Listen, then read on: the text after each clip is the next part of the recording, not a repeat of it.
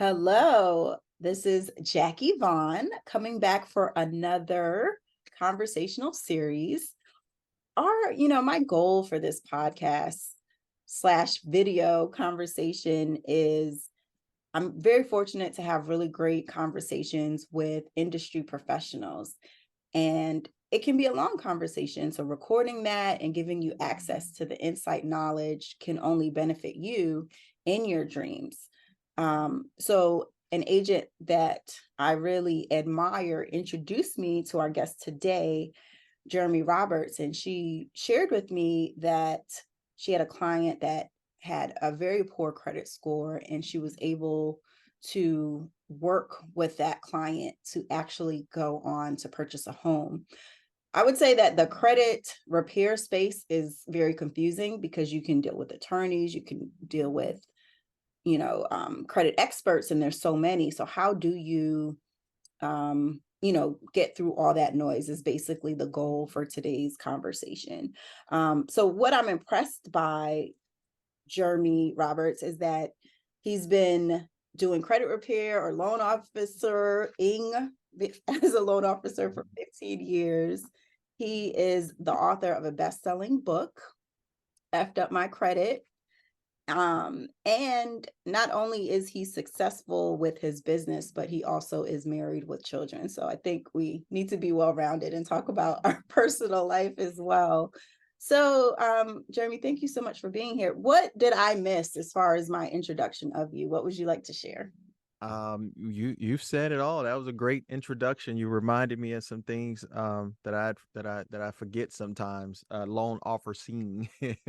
And I'm sure we'll be able to talk a little bit about that. But no, thank you for the introduction. Congratulations on this endeavor, and my hope is that people will get something from it, from every speaker that you bring on, and just for you doing something out of the box like this, I commend you for that as well. Because I think the more people are educated about this stuff, the more comfortable they feel when it comes to talking about financing, housing, credit, and all that stuff. So thank you for that.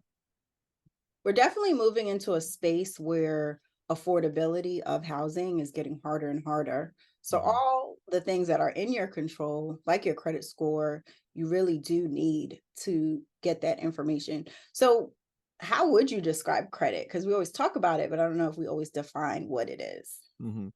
Um, Credit, and I try to put it in layman's terms so that we can have a good understanding. I mean, of course, anybody can Google like what is credit, but really it's giving you the ability to purchase something or buy something using someone else's money or cash, and you're agreeing to pay them back.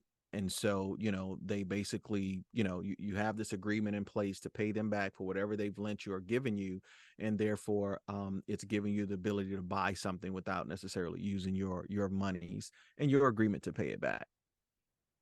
So with your 15 years of experience as a loan officer, what made you decide to open up Exodus Credit? I don't think I brought up your credit repair company.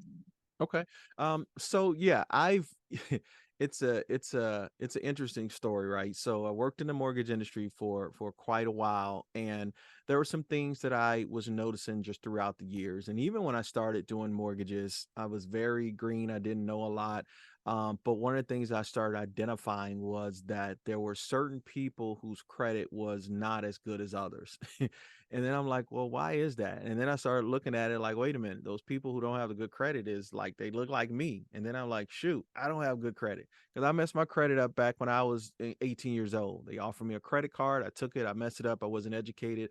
I didn't grow up knowing this stuff. My mom was a school teacher, and my dad, he just, did what he could do. But we never had the credit conversation. So I didn't learn about credit until I got into the mortgage industry. And so I started looking at the differences and the disparities, and I started wondering, well, why is that? And then I started noticing that a lot of us wasn't educated. We wasn't, most people are products of their environment, although you don't have to be. But and because in our environment we didn't talk about credit, have an understanding of it, that wasn't even something that we knew about. I mean, of course, everybody's told to pay their bills on time, but it's easy to say to pay your bills on time. But when you're working in a place or have certain type of income that's not compared to others. You know what I'm saying? You had a deficit with that part as well. So anyway, fast forward, got into the mortgage business, realized there was some disparities, and then just, life just kind of took its course. And then I got into a situation to where I wanted to fix my own credit because I started seeing that people were able to leverage their credit and do some things with it. So I went on this journey to fix my own credit, and I did a lot of research and got a deeper understanding on what it is credit can do for you. And so I decided to write this book called "Effed Up My Credit." So I wrote this book. I was still employed as a loan officer at the time, so I wrote this book, and even in the book, I put it there. I'm like, if my employer finds out what I wrote in this book, I'll probably get let go, right? And that was 2019. I also work in the film industry as well, and so I got a chance to be a part of the Project Harriet. And so it was a cool thing to kind of see some behind the scenes stuff and also get a deeper understanding of Harriet Tubman. And so COVID hit because in my book I talk about this isn't a credit repair book. I don't fix people's credit. I even put other people's name in there that do credit repair. I'm like, this is just more so why to fix your credit as opposed to how.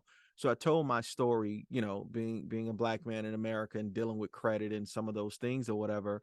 And so I'm like, I don't fix credit. So did Harriet, and then 2020, that's when COVID hit. And when COVID hit, of course, everybody had the opportunity to just stop and pause and reevaluate everything about themselves. And so I started answering the question like, yeah, I want to help people, but why don't I want to help people on a deeper level? And then that's when the whole credit thing kind of came about. And then I thought about Harriet, that she didn't just get herself free and then write a letter to people and say, hey, go this way, turn right. It's gonna be a dog with one leg, walk around him. She didn't she didn't do that stuff, right? She actually put herself back in danger, got back in the trenches with them, and led people, those that were ready, because there were those that didn't believe there was anything better. There were those that didn't believe that they deserved freedom, and then those that really didn't care. They was ready to take that journey. And so same as me, I run into people in the same situation. They know their situation is bad as it relates to their credit, but they're afraid to do something about it. So that's why I named my business Exodus Credit Services, because they would call Harriet Moses, and Moses and Exodus led their people from bondage to freedom. So that's how Exodus Credit Services started. I don't know if that's can't put that on a one sentence thing, but that's how I got into the credit business. That's amazing. And I love that energy of not coming from a place of doing tasks, but coming from a place of making deep rooted change. Hmm. And Harriet Tubman is like my favorite person of all time. Oh, cool. So you saw the movie then? I did. Okay. Okay. Well, if you blinked, you missed me. All right. Just know that. All right. I was running. They told me to run, so I ran. I'm gonna have to watch it again and look for you. That's amazing. So what I find is very interesting is all the loan officers I've worked with have very limited credit knowledge Mhm. and sometimes give incorrect advice. I mean, is it that complicated? Why do loan officers not know the in and outs of credit? To answer your question in reverse, is it that complicated? Yes, credit can be very complicated, and there's motions in place, and attempts for certain reforms to make this industry a little bit more transparent, because it's not. It's a difficult thing to figure out. I mean, I'm in and day out, and there's still new things that I'm learning, stuff that I didn't know before. And of course, all those things are like in the Fair Credit Reporting Act and the Fair Debt Collection Practices Act, and then you have the CFPB, and you have the Federal Trade Commission. So it's a whole bunch of things for a normal consumer just to grasp their head around. And then the fact that it's so important, is so vital in every aspect of our life. Just about, we got to have credit to get a car. We got to have credit to buy a house. Now you got to have credit for renting. You got to have credit for insurance, which is something that's required. Even certain jobs, you have credit requirements, and so it's attached to just about every part of our life. And so for it to be this hidden secret, it's almost like that's just not a fair concept, especially when it was first invented, or when it first came about. 1959, FICO was established. So I mean, if you can just imagine who things were made for at that time and who was excluded out. Women couldn't even get credit. You have to go through your husband to access money from a bank. They couldn't even access credit, let alone Black people. And so, there's a lot of different hidden things in it. And then as the years transpired, if you can just imagine, you know, generations of educating their kids on it based upon how they learned it, and then you got this gap where we didn't even know about it, and now we're trying to start educating. So it's very confusing. And so, but as a loan officer, I didn't know a lot about credit. I was told, hey, if you get somebody with this credit score, do this. If you get somebody with that credit score and you got bad credit, from an underwriter, tell them that they got to pay it off and do this and do that. And that's really the extent of it. It wasn't until I started doing my own research and started learning more about credit to where I started advising people a little bit differently. And then, like I said in the book I wrote about working for a company, it was 2021. I was faced with my employer at the time that said, "Hey, look, we know you wrote this book," because they Googled me. They had this team of people that Google their loan officers when they get bored and find out what else they're doing. So they found out I wrote this book, and that was the issue. It was more so the fact that I had started helping people with their credit at the time. And I'm like, well, that doesn't make sense. Like, I'm helping people with their credit and then I'm getting their mortgages. Why is there a conflict? In my mind, I feel like it was a conflict because I'm helping people go from a 580 to a 680 or a 720. That means you as a bank, you got to charge them a lower interest rate. And so it's probably hurting your pocket. I don't know. That's my own theory. No, not proven. So, but it wasn't until I started understanding that, and then they didn't even want us talking to people about credit. Hey, if this person has bad credit or this comes up, don't even talk to them about credit. Don't advise them on it. Don't teach them on it. Don't do anything. And us as a loan officer, to me, that was hard for me to grasp, to where I have this information that's going to be beneficial to this person beyond a mortgage, but let alone getting a mortgage, and you saying I can't tell them that. That's like a doctor doing this x-ray, and yeah, I'm doing this x-ray because I want to check and see if you broke your leg, but I see some blood clots in there. Well, I'm just focused on the leg. I can't tell you about the blood clot. Like, what sense does that make? You know what I'm saying? So yeah, they're not as well educated. I mean, it's a lot, and right now, because of technology and because of social media, there's so much misinformation that's online right now, to where it's even worse than when we didn't know anything at all, because there's a lot of hacks and a lot of tricks and a lot of this and a lot of that. And unfortunately, when you've been disenfranchised and now you got this opportunity to have this abundance or have whatever it is this person is saying that they have on screen, you're willing to do whatever. And there's been people that's gotten locked up over that stuff too. So, but yeah, with loan officers, they're not as educated as they need to be as it relates to credit, because credit can be a boring thing and it's very complicated. So Just, referencing different disfranchised groups, as you mentioned, understanding that when FICO was established, women and people of color were not even permitted. I know every comedy show you go to, credit comes up and the stereotypes of, Black it people. is, right?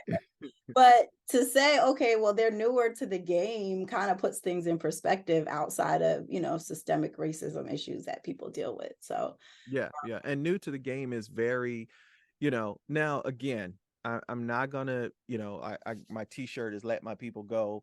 And it went from me talking, let my people go. Now I'm talking to my people. You need to let yourself go mentally, and you need to start making some decisions and making some better choices. So the ball is definitely in our court, but I'm not gonna ignore the fact that, the race it didn't start off equally. There are certain groups that had a bigger head start than us, and therefore, the race is there. Yeah, it's there. But when it was basically like we got thrown inside of this football game, wasn't given the rules, we were just told, hey, get in this game and play to win. Now imagine that, you telling somebody, get in this game and play to win. I'm not going to even give you all the pads that everybody else had. I'm just going to give you some shoes to run with. All right, if you follow this analogy, I'm not going to give you everything that the people that started this game they got all the proper equipment. They know the rules, they know how to score, they know outbounds, they know all the penalties and everything. But we're going to take you and put you in this game. We're going to just give you shoes. We're not going to give you any pads. Matter of fact, probably won't even give you any shoes. You know what I'm saying? And now go play. Right? Who do you think is gonna win the game? Who do you think is gonna have a bigger head start? The people that know the rules, the people that have the proper tools to do what it is to win the game. But when you have this group over here that didn't have all of those things, you tell them to win the game, and they don't know the rules and stuff like that. We're just now learning what the end zone is. We're learning what the outbound is. And now we got other people teaching and educating, which is a great thing. But again, you also have those people that are kind of misinformed because they just care about the winning the game. They don't really care about the rules of it and how to set, set an example, right? So yeah, it is a game though. So you mentioned people need to do better. What does that look like? Um, Your bills on time? Is it that simple? that's a start, right? When we sign those agreements, when we sign those contracts, it's all, sunshine and rainbows and stuff, and everything is all great. And but when it's time to start paying that bill back, it's a different mentality that we have behind it, right? And so you have to go all the way back to say, well, why are you even applying for this credit card? Why are you getting this card? Why are you getting this account? What are you trying to do? Oh, I'm trying to buy some rims. All right, is it really that important to buy rims for your car? Right? All right, I'm just speaking Yes. candid here, right? Because we see that, right? And even in our industry, you see where they're getting ready to buy a house and getting ready to close, but then they go and apply for something because they want to get furniture for the house, or they go, I've seen many deals fall astray because of things like that, and you've seen it. And so when it comes to that, we can do better with that. Nobody's oppressing us when it comes to that. Nobody is, the man doesn't have us down on that. We're making that choice to make those types of decisions. So when I say we can do better, those are the things that we can do better. We can put ourselves in environments to where we can get educated on this stuff. We can do our own research and not leave it up to just somebody that's talking online, not leave it up to somebody like me, right? Because yeah, I do my best to educate people, because at the end of the day, I want us to, kind of get to a better place as a society and as a group of people, because I do have children. I plan on hopefully having grandchildren, and I want this thing to be a little bit better for them. So, but put yourself in a situation to where you can get educated on this stuff, and not just consumers. That's why I commend you for what you're doing, because you don't have to do this. You don't have to have these conversations and have me talking about credit. Like, your business isn't credit, but you're doing something else. But what you do as your business, it ties to people with credit. And so being able to add that type of value to somebody, loan officers, they got to put themselves in a way of being more educated. Someone asked me, what's the best book to read when it comes to credit? The best thing to read when it comes to credit, and forgive me if you pick it up and start reading it and then you fall asleep every 5 minutes, because I kind of did, is the Fair Credit Reporting Act.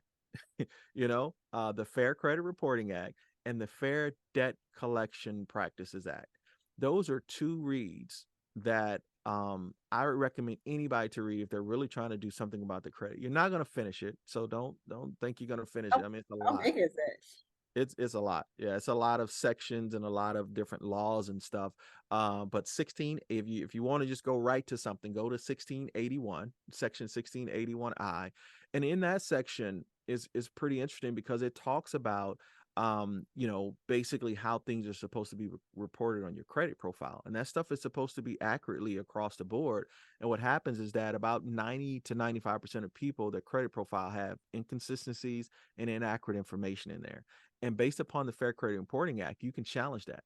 And it also says for the credit reporting agency, once you challenge it, if they can't verify and if they can't, change it or do anything, that they have to promptly remove that off your credit profile. But those are things that are in books or that's in, documents that's boring. We don't like to read. It ain't fun. It ain't popular, but it's one of those things to where it can take us to another level as it relates to our finances. So I've heard, I don't know if I'm oversimplifying it, but if someone is, let's say, hasn't paid a debt for 7 years, Mhm. there's some kind of game situation where it can like fall off their credit. Well, there are certain accounts, right? So if I had a credit card with Capital One and they decide to charge it off and then they end up selling to a debt collector, Capital One charge it off. Now that can report on my credit for, up to 7 years. Right. And so after 7 years, then that's how long it should stay on the credit profile. Then it can come off. Bankruptcies stay on there for 10 years. Sometimes judgments can stay on there for longer than that. But I think they're trying to take judgments off of credit reports anyway. But definitely with bankruptcies, it stays on there for 10. But most collections and debt accounts, they'll stay on there for 7 years. Now, that just because it stays on your credit report for 7 years or supposed to, that doesn't mean that they can try to collect on it for 7 years, because each state has what's called a statute of limitation, and basically it limits the time frame that they can try to collect on that debt. So let's say, for example, in Virginia, I think most of the categories, like if it's a verbal contract or if it's a written contract or something like that, I think most of them are like 5 years. So that means this debt collection company can come after you for 5 years to try to sue you or place a judgment or garnish your wages. After that 5 year period is up, they're not supposed to be able to do that. However, there's still 2 more years that it can stay on your credit profile. So after 7 years, yeah, those negative things are supposed to fall off. Inquiry is supposed to fall off in 2 years. But who want to wait 7 years though for something to fall off, right? But technically, that's how long it's supposed to stay on there. All right. So you mentioned inquiries. If I am applying to get homeowners insurance versus a mortgage, or even applying for a auto loan, it seems like that one person may be doing a hard or a soft pull and even attacking your credit Mhm. multiple times. Can you talk about the different inquiries and industries and how that impacts your credit score? Yeah, yeah, it impacts it differently, and it all depends on the scoring model. And what I mean by that, and when I tell you this stuff can be very complex, it is. There's a bunch of different scoring models out there. So for the viewers that use like Credit Karma or Smart Credit or My Free Score now, those are what's called Vantage scores, Vantage 3.0, and those are informational scores. And it's not that Credit Karma is wrong; it's just that it's Vantage 3.0. But when you go to a mortgage lender or you're trying to buy a car, you're trying to get a credit card, more than likely they're going to be using FICO. Now, there's a bunch of different FICOs: FICO 2, FICO 4, FICO 5, FICO 8, 9. Now they have 10T, and now there's Advantage 4.0. So as you can see, it's a bunch of different scoring models. So based upon the lender, what the lender is using, that's going to determine the impact that it's going to have on that particular scoring model. But just know, with hard inquiries, they can hit your credit scores. I can't tell you how many points. I've seen people 3 points, 5 points. I have noticed that people with lower credit scores, it affects them more. Still don't figure that part out. It should affect everybody the same. But anyway, it affects them a little bit more. But so yeah, hard inquiries, they affect your credit. Unless you when you're applying for a mortgage, when you're applying for a mortgage, there's like a 14 to 45-day window that you have. Again, depending on the scoring model that the lender is using, because lenders use different scoring models too. So depending on what they're using, that's going to make a difference in how many mortgages you can apply for. I mean, honestly, if you're shopping around for a mortgage, I would say, within 7 days, like you should be able to shop around within 7 days, and to where it only hits your credit once, like it affects your credit, one time based upon the algorithm. You'll see all the inquiries on there, but since those are mortgage inquiries, it should only affect your credit score one time within that time frame. But a vehicle loan, when you go and apply for a car, that's why I always recommend people, hey, go to your credit union or your bank to try to get approved from them and walk in there with a check, as opposed to going to a car dealership and say, hey, run my credit. Because what they're going to do, they're going to shop it around and find the one that can get you qualified. And if you got borderline credit, it's going to go to about 10 or 15 different lenders going for, trying to get you approved. Now, some car dealerships, not all, some car dealerships, they're cool with you taking the one that's going to give you the highest interest rate, right? And so every time your credit is pulled, it's affecting your stuff. And finally, you get to the one to where you can't get approved for the other one, but now you have this one that'll take anybody's credit, but you got to pay this higher interest rate. And you've been in that dealership for so long, it's like, I don't care, man. I fell in love with the car, just give me whatever. And then you end up taking that one with the higher interest rate. Well, not all, some dealerships get higher kickbacks on the ones when you get a higher interest rate. Just drop that on you for a little bit. But yeah, with those inquiries, you got to be careful with that. You don't want to be applying for a whole bunch of things. Also, what it does to other lenders, when they see that you have all these inquiries and you only have one account open, for them, it makes them wonder, well, why do you only have one account and you have, these credit card inquiries, this car inquiry, a rental inquiry, a housing inquiry, and you don't have this one account? Why didn't they approve you for whatever you're trying to apply for? Is it something else we should be looking at? That's how lenders look at that. And then when you get in a mortgage, you got to give explanation for all those inquiries as well. As to why you were applying for those things. And then Right. if you did get a credit card and it hadn't showed up on your credit profile yet, you're going to have to account for that. They're going to want to see the account information. They're going to want to see if you got a balance on that card. And if you do, they're going to factor in the payments in there as well into your debt to income ratio. So I've seen deals fall apart because of that, because they were right there, but then now they got this account with this credit card that didn't show up on the credit card on a credit report yet, and then the underwriter decides to pull it right before they get ready to close, and then come to find out, it's still not showing up on there, but they have a credit card. And then when they got to do the letter of explanation, they say, yeah, I got this new credit card. Okay, cool, send us the bill, send us your payment. And then that payment took them over the DTI, so they couldn't buy the home because they wanted to get a $500 credit card and max it out. So when you were talking about soft versus hard pulls, an insurance inquiry is a soft pull because of the model they use. Is it like a Vantage model? It's not necessarily the model that they use for the hard or soft pull, because you can, there's engines out there where you can do a soft pull. So when you're doing Credit Karma, Smart Credit, a lot of credit monitoring, you're pulling your own credit. So that's automatically soft pull. That doesn't count against you when you're pulling your own credit. But when you go outside of you to a lender or someone, unless they specifically say this is just going to be a soft pull, and if I were you, I would make sure that that's documented somewhere, that you have that in writing in case you need to challenge that inquiry to get removed off your credit profile. But if they say it's a soft pull, they should have something showing you that it's a soft pull. And then at that point, it's not going to hurt your credit doing a soft pull. And the soft pull just pulls, small amount of data, small amount of information. It doesn't pull their entire report as a hard pull.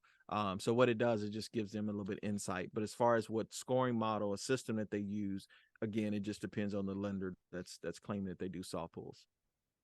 So what are examples of who does soft pulls?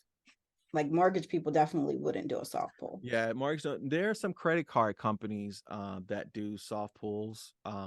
Now the ones that I've seen are like credit cards that I have, and they want to do a increase or something like that, so they'll do a soft pull. So credit card companies do that. So if you see that you got a credit card, let's say $1,000 credit card, and all of a sudden they say, "Hey, you've been so good, blah blah blah. We want to bump you up to 2,000." More than likely they did a soft pull on the back end somewhere, because they wouldn't just give that to you. Even though you've been paying them on time, they still want to look at your credit. So they'll do a soft pull, because they really don't need your permission. If they do a hard pull, they have to get your permission on it. So credit card companies, there are certain personal loan companies like lenders that will do a soft pull just to kind of get an idea. But mainly I've seen it from credit card companies. I'm intrigued that your permission isn't needed to pull a soft pull because it's a lot of personal information. So is that because I initially gave them permission to do Well, a hard pull? if you have an account with them, more than likely you've already signed, the little fine print that we never read because we're just so excited they approved us for $300 credit card, um, with $100 a year payment. We don't read that, so we do give them certain permissions. But I'm talking about a company that's not even connected to you or anything like that. Like, they shouldn't be able to pull us off. Well, there still has to be some type of agreement there. But definitely with a hard pull, they have to have your permission. And if not, you can get it removed off your credit report. But somebody you already have an account with, they can go in there and check at any point, because they've given you money. It's almost like, you ever had that person that has given you money before, and in a way they feel like they own a part of you for whatever reason. Like they've given you $20, and now you gotta, come and help them change their tire on their car every week. Something like that. So lenders and credit card companies can be the same way and say, hey, because we're so gracious and we give you our money, we have the right to just to peek in to make sure that you're being responsible with your credit and stuff, because we don't want to be left holding the bag, because they'll do that. And let's say you have a $10,000 credit card, they'll do that, get a soft pull, take a look and say, well, no, we know he hasn't maxed it out. He's used about 4,000 of it. We're going to take his limit down to 5,000 instead of this 10, because look like something's going on pretty shaky, and we don't want to be left holding the bag. So I work really hard to get a score past 800. Is my buying power basically down to interest rate? Is that the biggest advantage, saving money on interest rates? With the 800, yeah, because you can typically get, if you have a 740, more than likely you're going to get the optimal interest rate as you would with the 800, right? And so But in some cases, right, in some cases, it's like, it's just, it gives you a little bit more buying power, and some negotiating power, because sometimes there are what's called it just slipped my mind, compensating factors, right? So there are certain compensating factors. When you have a score above this amount, it's like, well, yeah, we'll give them more money on this loan, or we'll their debt to income ratio is not in an effect as much or whatever. So they can make decisions, whether it's a credit card or a mortgage, based upon the fact that you do have this 820 or 850 credit score. But what I've seen, especially from a mortgage standpoint, that 740 gets the same rate that they have with the 820. So when I'm looking at different loans, FHA, conventional, does my score matter? And when should I start trying to speak with different loan officers, and when doesn't it matter? Yeah. Now, depending on the lender that you're working with, lenders have and whoever's on the secondary market, whether they're selling the loan to Fannie Mae, Freddie Mac, different places like that. The lender themselves can have overlays, which mean the guideline says you need a 600 credit score, but me as a lender, I can say you need 660. That's called an overlay, right? And so there are some lenders that don't put overlays on government programs like FHA and VA. VA, there's really no score for VA. Okay. A lot of people don't know that, but there's really not a score. But as a lender, I can say I want the score to at least be 580.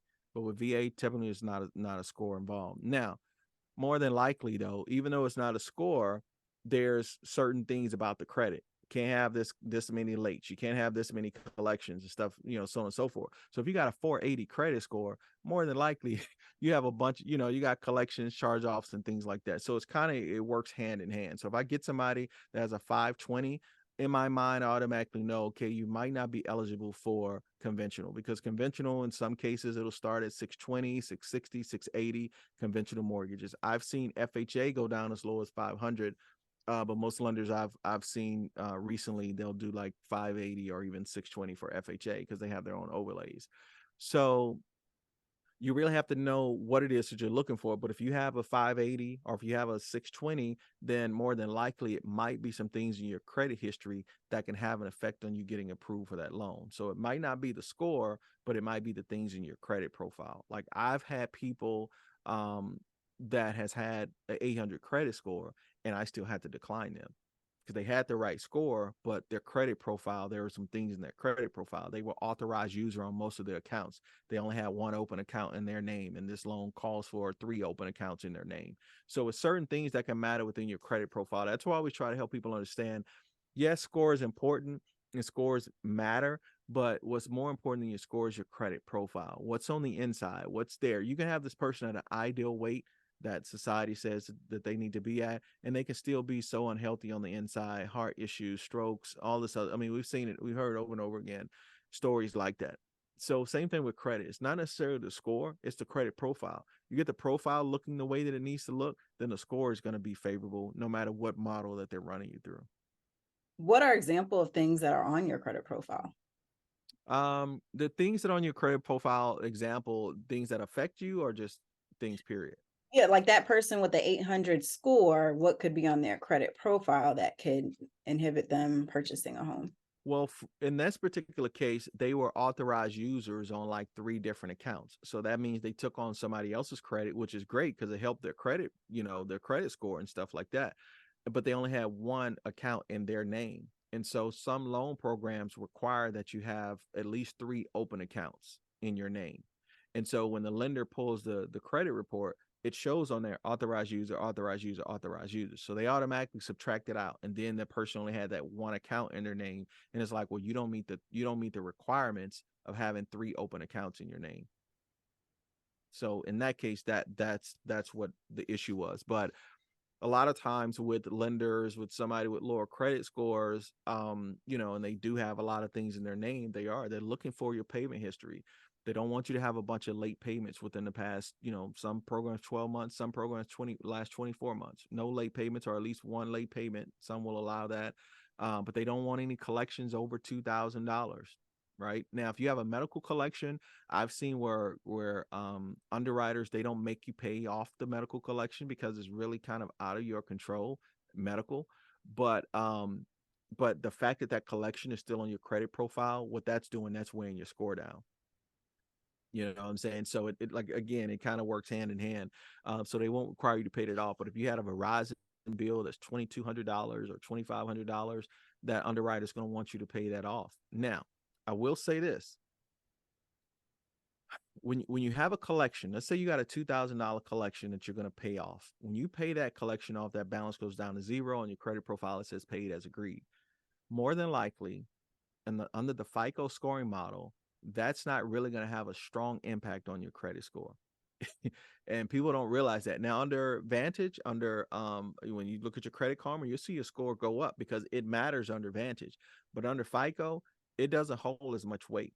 The fact that it's still reporting as a collection on your credit profile, it's almost having the same effect as if you never paid them at all. That's why I always tell people, be careful when you're paying off a collection, is because the benefit that you need to get from it, you're not getting. All you're doing is paying it down and like, say, hey, I'm a good person. But at the end of the day, that's still weighing down your credit report.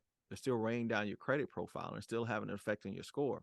So, there are other ways around that, but that's why we say get the negative stuff removed completely off your credit profile, to where that's not a hindrance, and that's not holding you back from your, score improving. It's fascinating. Yeah. So we've referenced 500 credit score, which, is poor in the FICO world. Mm-hmm. What are your thoughts when someone with a 500 credit score, or advice to them? Do they talk to the person that's going to get them approved, or does it make more sense to go through the work of raising their score so that their terms are better? Well, it all depends, right? Let me see. How can I put this? Some people know that they have bad credit, but it doesn't hit home until they get declined for something, right? And a lot of times I've met so many people that have applied for a mortgage that didn't know much about their credit.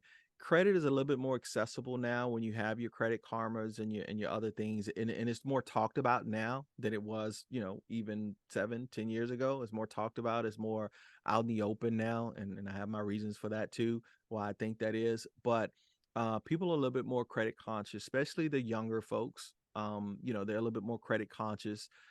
You've been hearing it in music now and rap songs and stuff like that. And so, it's like, okay, we understand that credit is important.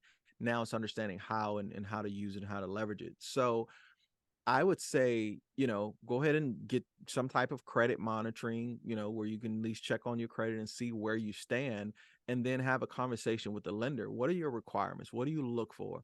What credit score do you need? What's this? What's that? What's that? Get as much information as you can, even before you apply for it with them. So that way you don't have to waste doing this hard inquiry. If you know you got a 520 and they say that their requirement is 680, well, I know God got favor over your life, and Pastor said this is your year, but but hey, it's just, some things is just what it is, right? So I would get that bit of information. Then when you look at your credit, you got a 520. Now you can say, okay, why do I have a 520? How can I start working on it? What are some of the resources available to me to start, fixing my own credit, or pay somebody else to do it? And I always tell people, even though that's my business, that's what I do. People pay me to work on their credit and stuff and educate them on it. You don't have to pay anybody for credit repair. Like, the information is out there. You can do this stuff yourself, so you don't have to pay anyone to do it. I had to take my car to a mechanic this morning, and we were talking about the brakes. And he was like, well, yeah, you can do your own brakes. I'm like, yeah, I can do my own brakes. I've done brakes before. But now I got to look at, do I want to take the time to YouTube it, because that's how I did it before, and get the tools and do this and do that, or should I just pay somebody else to do it, right? And so that's when it comes to credit, you're going to invest one of two things: your time or your money. You just got to decide which one. But I would say find out from that lender, what are their requirements based upon the program. Can you work up different scenarios? If I had a six, that credit score, what it would look like, and then, look at yours. You don't have to have your credit pull. So what is credit monitoring, and how do you figure out a good service for that? Well, there are a couple of them that I'm partnering with, Smart Credit and My Free Score now. With my clients that I work with, they get the credit mark. They do have to pay for it. It's like $25 a month. Now Credit Karma doesn't cost you anything, but Credit Karma only gives you TransUnion and Equifax, so it doesn't give you the Experian scores or the report. Also, Credit Karma is more so not necessarily a monitoring company, but they're a marketing company. When your scores get to a certain point, they're going to send you a notification and say, hey, your odds of getting approved for this credit card is blah, blah, blah. You go apply for that credit card, they get paid on it. You get approved for the credit card, they get paid on it again. So credit monitoring is a whole business of itself of marketing, and they unfortunately, they do target people that has had bad credit, and once you reach a certain threshold, they now want to shove credit cards down your throat, which is not the best thing to do. It's not responsible, in my opinion, right? But that's what they do, and because it's free, like a lot of us like free, we don't want to invest in ourselves, and then we get what free brings us, right? And not necessarily free, it puts us in more bondage, and then I'm a victim of it too. I'm not gonna sit here and act like I'm just God and or anything like that.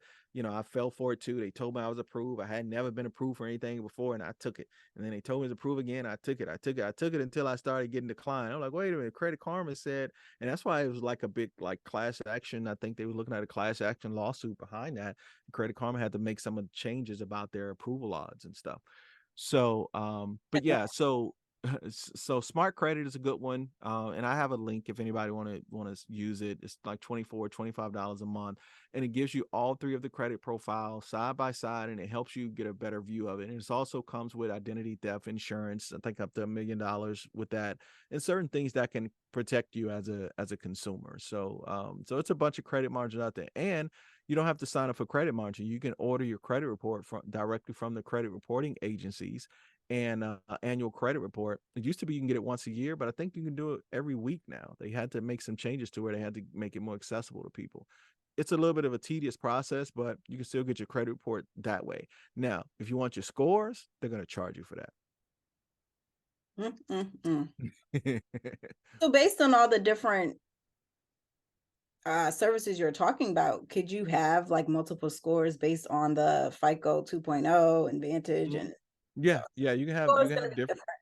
Yeah. You So have different score. Now there are some monitoring companies. Another one that I'm partnered with, My Score IQ, and they monitor and they do the FICO scores, but it's FICO 8. So if you go into a lender and they're using 2 or 4 or something like that, that FICO 8. Now, in my opinion, the FICO 8 is a little bit closer to what that lender would have as opposed to Vantage, but still there's no guarantee. So just because you have credit monitoring and you see that you got a 520 on there, that might not mean you have a 520 when you go to the lender. It could be higher. In a lot of cases, it could be lower.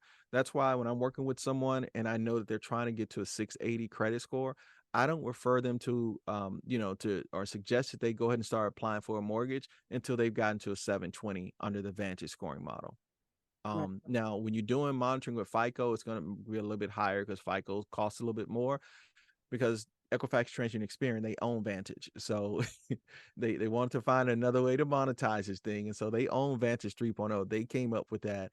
And so therefore the cost is a little bit less and stuff. So one thing that I love that we've partnered is to you have a home buyers course Hmm. to help people. So can you tell me a little bit about that course and who's a good candidate for it? Yeah, yeah. So the home buyers course is not, let me put this out there, is not any type of certifications or anything. You can't go to Virginia Housing, or you can't go to whatever when your lender says you need a home buyers class. You can't go to them and say, "Hey, I took Jeremy stuff. It's good, right?" No, it's not.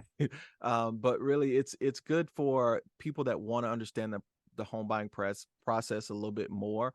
It really reiterates what a lot of the realtors are telling their clients. And if you don't feel comfortable necessarily going to a lender right now, you want to be a little bit more educated on the process even before you get to the lender, then that course is for people like that. And so what I would do ever so often is that if somebody got the course, then they purchased a course, then me and my team would take care and do the credit repair for them for 6 months at no additional cost. All they have to do is pay that credit monitoring I talked about earlier, but they would get the course and then they don't have credit repair fees or anything for 6 months. And so our team would, work just as hard as you would somebody that would pay for credit repair services, because now that puts you in a situation to where you have a little bit more education on the home buying process. Now you can start dealing with your lender, and you can speak their language, so to speak, or you'll have a better understanding on, because when you're talking to a loan officer and they say, yeah, I looked at this, I looked at that, and then your PITI was this, and then, you have your HOA, and then I looked at your DTI, and then, therefore you're not approved. And it's like, what? Why don't you just add OPP in there, right? All these acronyms. But this course kind of gives you a little bit of assistance with that to understand what some of those things mean. So quick definition breakdown. What is debt utilization rate and some of those other terms you just threw out there? Did I say DTI? I Yeah, think. I said DTI, debt Mhm. to income ratio, right? So DTI, we got PITI, principal, interest, tax, and insurance, HOA, homeowners insurance, POA, power of attorney, DTI, debt to income ratio. And so now debt to income ratio is very vital. Again, I've seen people that had great credit, perfect credit, but their income, they couldn't afford to buy the home. So certain loan programs require a certain debt to income ratio, right? And there's a front end ratio and there's a back end ratio. So typically the front end ratio, it's your debt to income, right? So it's your income, your gross income, and all of your expenses, like your credit, everything that's on your credit report, your credit cards, your car payment, your student loan payments, all those things that's on your credit profile. And even things that may not be on your credit profile, like if you send in your pay stub and it shows that you're paying back a 401k loan, right? They're going to put that into the ratios as well. I've seen that hurt so many people.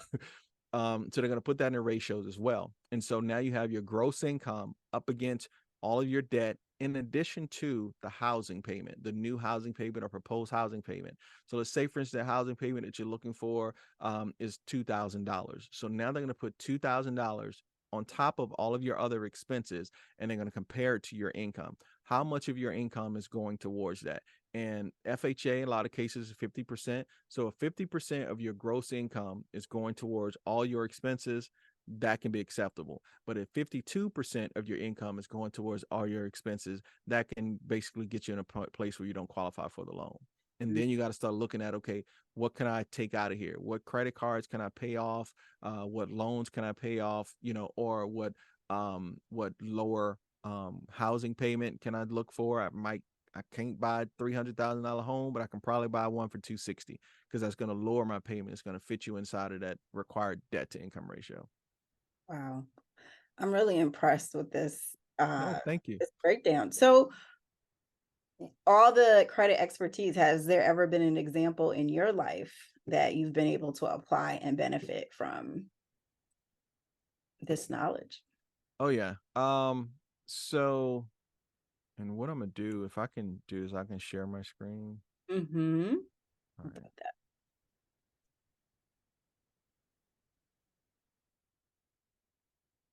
All right. Can you see this okay? Yes. All right. So this is a portion of the Fair Credit Reporting Act that I made mention of before. And so let's see if I can hold on. All right. So now here's what I'm looking at right here. This is the treatment of inaccurate or unverifiable information, right?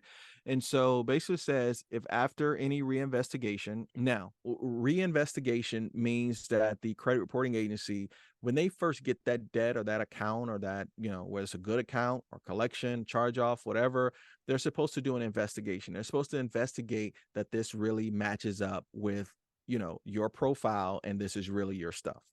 Mm.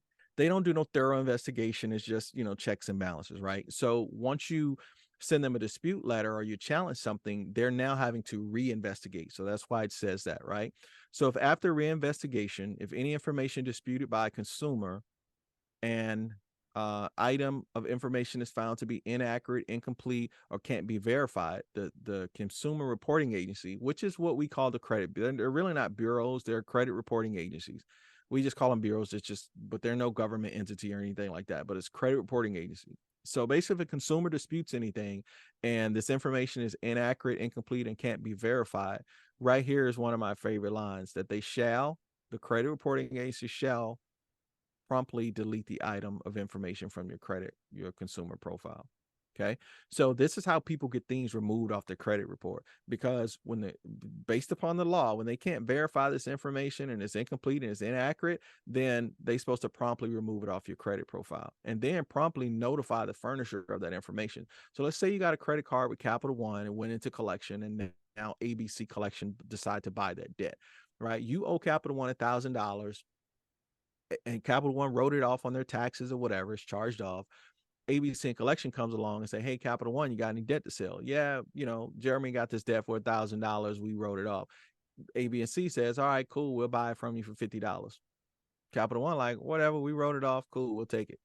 Okay, so now they just bought this $1,000 debt for $50. Then they come to us, the consumers, and say, "Hey, I represent so and so and so. You owe my client $1,000." Well, you knew you owed them $1,000, your Capital One, but like A, B, and C Collection, they hidden you with that, and of course, sometimes that scares people. That's why there's so many laws against how they can collect.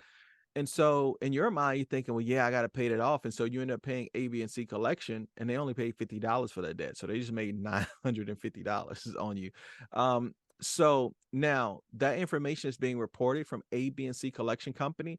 They're reporting it to Equifax, TransUnion, Experian. Now, all creditors, they don't have to report to all three. Some of them don't, but this collection company decides to report to all three. Now, this collection company also has to pay the credit reporting agencies to hold that data too. So credit reporting agencies are now making money from the collection companies and the creditors, which that's part of the game, right? 50 cent, dollar, whatever, they got to pay them on a monthly basis because they're holding storage on you.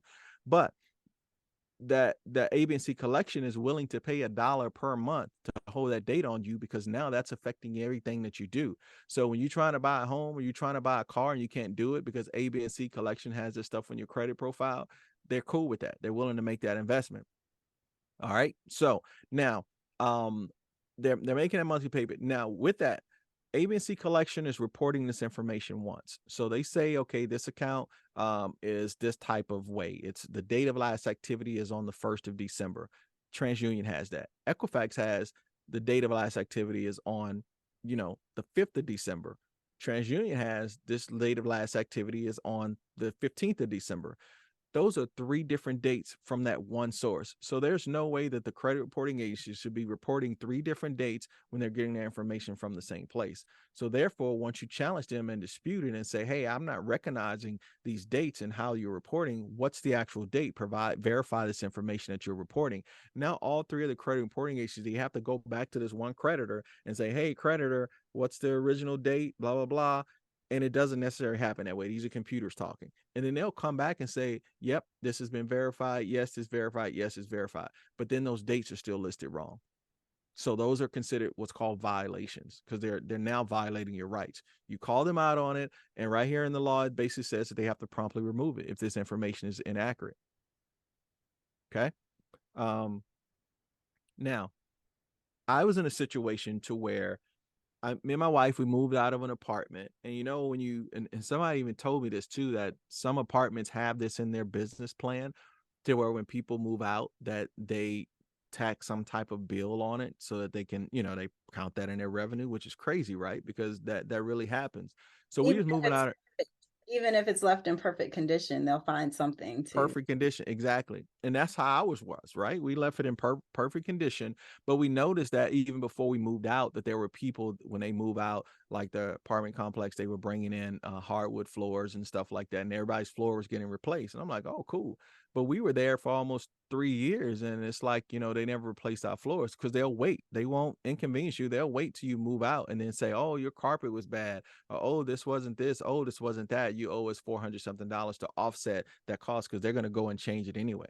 So that's what they did. They put this $444 collection on our credit profile, me and my wife. And so we fought it. So I was doing all this credit fixing and fixing up my credit and fixing up her credit and, getting all this stuff wiped off. I got my bankruptcy removed off my credit report. Anything negative, it was removed except this one thing. And I kept writing the collection company I kept writing the apartment complex, and I even wrote, the credit bureaus like for about 2 years. And finally, I'm like, man, I don't know what else to do with this. So I had a good friend that kind of educated me on consumer law and pre-litigation. Again, I'm in the credit space. I help people get stuff removed, but I didn't know this part of it because again, it's just a lot of stuff to know. And they was like, well, hey, they keep doing this, then write this letter, put this verbiage in there. And they couldn't tell me exactly how to write it, but they was kind of roundabout telling me. And I'm like, all right, cool. So I did it. And I put my own verbiage in there, with their guidance and stuff. And I sent this letter, and the credit report, the collection company wrote me back, which they were not supposed to do. And they tried to still collect on this debt. They weren't supposed to do it.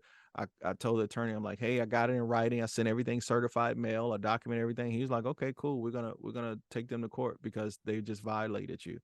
I'm like, wow. So this was with the court for the company that we were able to sue. All right. And so like right here, when you look at the credit profile, as you can see, um right there, the date that this account said that is open was 2/20. Over here it says 2/1. That's inaccurate right there. Right there, the bureau code for TransUnion says individual. This here says it was a joint account. All right. You see the inconsistency, high credit. This was an apartment that I lived in. It wasn't a credit card. So how do I have a 10,654 high credit and now have a balance of 444? Send me the statement. Send me when the balance started here and how it ended up there. They never provided that information. So it's a bunch of things that was going on with this particular company. And the attorney was like, well, we're not going to go after you don't have to go after the bureaus right now. Let's go directly after the collection company. And so they violated my rights. And so what happened, and keep in mind, this was for $444. So they settled out of court. They didn't want to go to court. And this 7,500, this was mine. My wife got the same thing. So that's $15,000 right there from $444 debt because they violated our rights. A $15,000 settlement. While we were in the middle of the first one, they wrote me again. They sent me another letter. I asked the attorney, I'm like, what do we do with this? And he was like, we're going to do it again. Once we're done with this case, we're going to do it again. So we filed another suit against them. They settled out of court, and then 4,000 and then another 4,000. So 8,000 total. So that's what, about $24,000, something like that they had to pay over a $444 debt that they could have just removed off my credit profile. And we would have been, that would have been it. But they were so hard pressed about no, no, no, we're gonna keep reporting, we're gonna keep reporting, we're not gonna do. And this is just how easily people's rights are being violated. It was interesting when I got the check from the attorney. Now, of course, we didn't keep the whole 24,000. The attorneys, they get paid on the back end. So but in the little memo section, it said civil rights. And it's like it hit me a whole differently, with this whole Exodus Harriet and all this other stuff. And then I get a check that says civil rights. I'm like, wow, I'm this, I felt like a civil rights activist at the time, but it was one of those things to where, wow, this is a civil rights fight. And how can I be in a position to help educate people and teach them more about this? And that's why my whole credit repair business, we've gone to a different model to where our goal is to help people, of course, get things removed off their credit profile, but then get it in the hands of an attorney to look for to see if there's any violations so that they can possibly be compensated. No guarantees, no anything like that. But in my mind, I see somebody that need credit help coming from, let's say, a realtor or something like that needs credit help. I help them with their credit, but then we also identify some violations, get it over to an attorney, and they solidify it. And that person, they're able to get a settlement that's going to help them with their down payment and closing costs. Like that's my hope and my vision, because that helps the realtor be in a different position because nobody else is offering that type of service. You know what I'm saying? Or connecting people to that type of connect, but it also educates people along the way so that they can know that I do have rights. I can stand on something.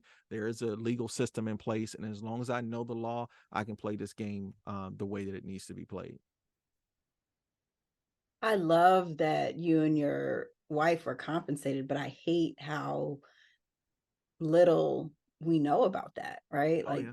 Yeah. and it took an attorney who is very knowledgeable and could be expensive and not accessible to the general public. So thank you for sharing that. No And I problem. love that your business takes that step Yeah. to Thank identify you. that as Thank you. well. Yeah, we've just actually signed an agreement with one of the biggest law firms in the nation as it relates to fair credit reporting and fair debt collection practices act. So now I have attorneys in all 50 states. And it's, you know, it's great. It's a new relationship, so we're getting to know each other. They're understanding my business, I'm understanding theirs, and they offer a bunch of different services, and that's just cool to have, you know, someone like that on our side to say, all right, well, yeah, let's look at this, because there's some things I can give a file to them and they're like, well, no, this is really not, you know, there's really not any violations in this. You know, just continue on with whatever you're doing as far as with the credit work, because at the end of the day, even with this particular account, I just wanted it removed. Like, just if you would have just removed it, you didn't have to pay $24,000 if you'd have just removed it off my credit profile. But what you do is that you look at everybody and you treat everybody the same, and you don't feel like that, you know, people should be treated equally. And it's like, well, no, we're gonna keep reporting this. We're gonna keep reporting this. You know, we're gonna keep hurting you. Whatever you're trying to do, we want to stop you from doing that. And because I cleaned up all my other stuff, you know, that was not that big of an issue.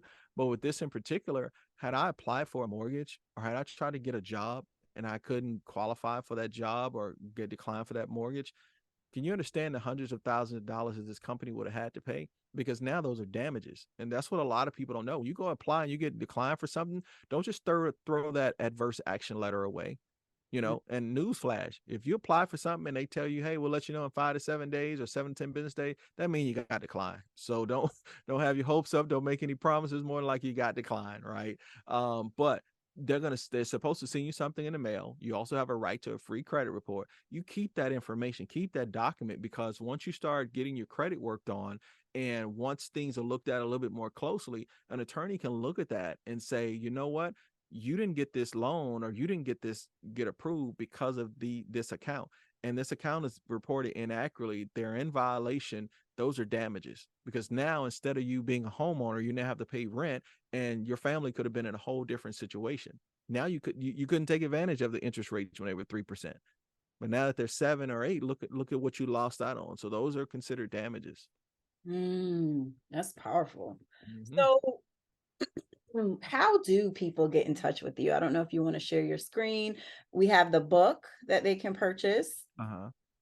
And if they do want to take advantage of your services for credit repair, what Yeah, is the let best me, way?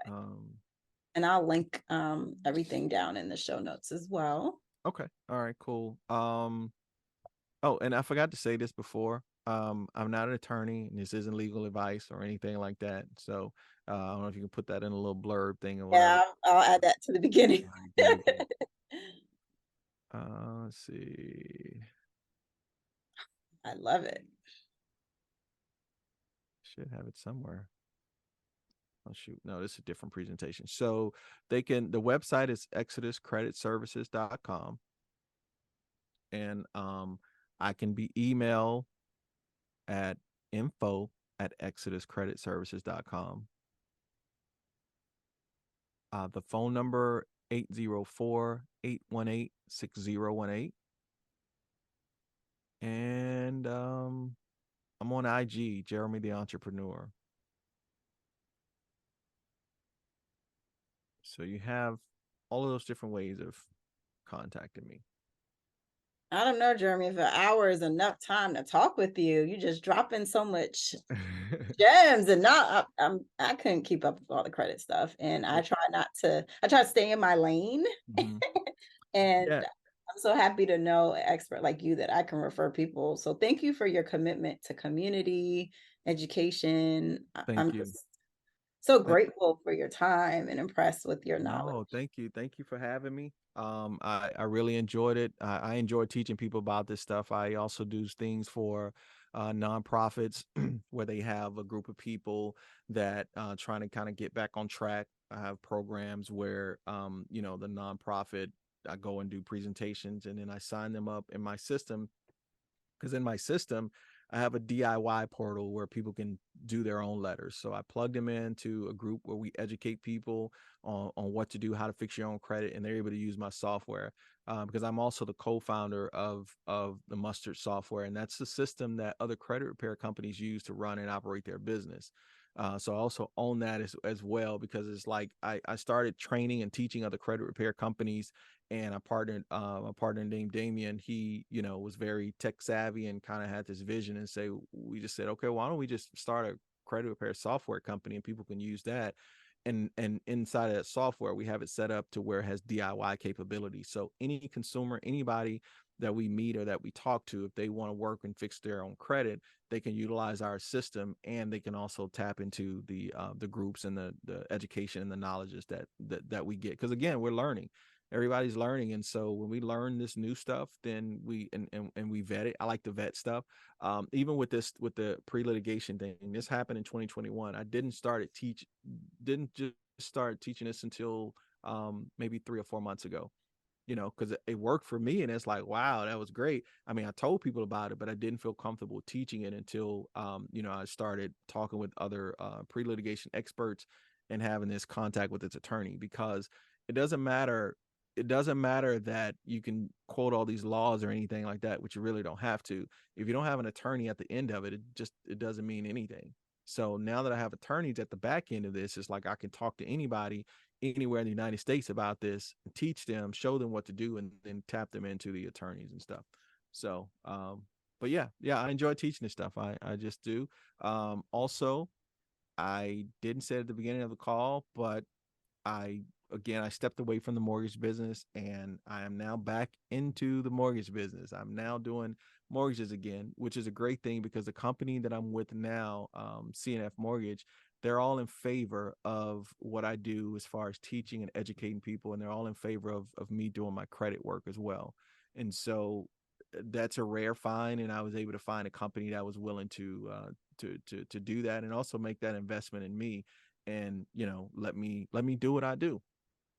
So I yeah. think what we like about St. F is it's very local to our area. Oh yeah. Yeah, it's So very local, and it's great because like I can, you know, now although I work remote, whenever I go in, and if he's there, I can just walk right into the CEO's office, right? And so being able to have that conversation about what my passion is and what I do as it relates to credit, and how I want, I want greatness for all people. But those that are kind of at a disadvantage, I really want them to understand that they're worthy of whatever it is that they want, and then give them the tools. I don't just want people to be in this football game with no shoes or no nothing. Let's provide them the tools, and then say, let's go ahead and run your race. On the front cover of my book, and here's what it is: effed up my credit. I showed that before. On the front cover of the book, I wrote this quote by Dr. Martin Luther King. It says, "It's a cruel jest to say to a bootless man that he ought to pull himself up by his own bootstraps." And it is, because it's like you tell people to pull themselves up by their own bootstraps, but you didn't give them boots like you gave everybody else. It's one thing if you didn't give it to everybody else and say, hey, no pads, no nothing, no rules, get in the game and play. But when you do give it to a certain group and you leave another group out, that's where the issue lies. And so CNF, they're great with what I want to do as far as investing my time in the community. They're all for it. They're all for for everything that we're doing as far as elevating people. So I'm grateful for that. So I just want to recap. We have several options. People that are watching this can get your book. They Mm-hmm. can go to your website, exoduscredit.com, Yeah, ExodusCreditServices.com. Mm-hmm. services.com. They can decide to do a DUI option with the Mm-hmm. Mustard app. Is it Mm-hmm. Mustard period? Yeah, they can just contact me, and I can give them the app that they need, because it's Mustard Credit Academy, and so they can, yeah, but I would send them the link as far as what they would need for that. And then last but not least, reach out to you as a loan officer that is very informed on the credit. Mm-hmm. You know See, what I feel like, and I'm probably aging myself, but I feel like Lenny off of, was it Good Times? You know, the guy that had the jacket and he had like all these options for you got all the credit options. yeah, credit, mortgage, all this other stuff. So I um love it. I love yeah. it. And that's what we need to do. And they're related, Mhm. so it would have been something else if you were going all over the place, but they're very connected. Yeah, yeah, and that's what I like about it. And when I walked away from the mortgage industry, I never lost the love for the industry, and that's why I always stayed connected with realtors and loan officers and stuff like that. So I would always celebrate whenever people got closings and things like that, because that's a good feeling. I mean, you know how that feels and stuff. So I never left the industry. As a matter of fact, 99% of my business comes from realtors and loan officers. So I always stay connected to it. So now to get the opportunity to be back in it, especially at this time. And one of the questions was asked, why now? Why when the rates are high, when the housing price is doing what they're doing, there's not a lot of people that's out there, everybody's afraid, why now? And for me, I was a part of that 2007, 8, 9 when all that stuff went down. I was working for Bank of America at the time, so they were really under a lot of scrutiny. And so I was a part of it. So I've seen not that it's going that way, but I've seen high interest rates before, what we consider high. Right now rates are, be honest with you, what we saw during COVID was a rare thing, because everything dropped, rates were low. And And it- so why now is because I feel like, and I told one of the managers at CNF that I feel like that there's a mortgage pandemic that's happening, and we need more first responders. And I feel like I'm a first responder to where I can help ease the stress and the tension and the things that people think as it relates to this stuff. I want to be a part of helping calm that down, to say, no, it's okay. It's all right, realtors. It's all right, loan officers. You're going to be able to make a living. It's going to get better. Don't trip. Don't worry about it. It's all right, clients. Yes, we know what the rates are now, but that's not that big of an issue. Get yourself in a position to where you can get your home, and in 2 years you can refinance that. That's not that big of an issue. Because and I talk to people a lot too. It's like, well, yeah, you're complaining about the rates now, but why didn't you take advantage of the rates 2 years ago? Well, because I had some credit issues. Well, what are you doing now that's going to change your situation to where, if rates go down to 3% next month, are you going to be able to take advantage of it? Well, no, I still got to do okay. Well, don't matter about the rates then, because you're not even in a position to take advantage of any rate that's going on right now. So yeah, so that's one of the reasons I decided to come back, was because it gives me an opportunity to I guess be a peacekeeper of all of this drama that's going on right now. So yeah, there is a lot of drama. yeah. And what I love about what we do is this can affect your family for generations. Mm-hmm. So, the best time to plant a tree is 20 years ago or Mm. now. Yeah. Plant that tree for your family. Yeah, yeah, it'll make a difference. And if anything, it's like going through this process, you may uncover some other things. Like for me, I wasn't trying to start a credit repair business. I was Mm, just trying to fix my own credit. But now look what it opened me up to, and then it allowed me to, increase my value and increase what value I can bring to other people, all because I wanted to fix my own credit. So you just never know what avenues it open up, because now I'm learning about business credit and how businesses get their funding, and people don't put credit in their when you get to a certain level, you don't put the stuff in your personal name, it's all under your business. And it's like, wow.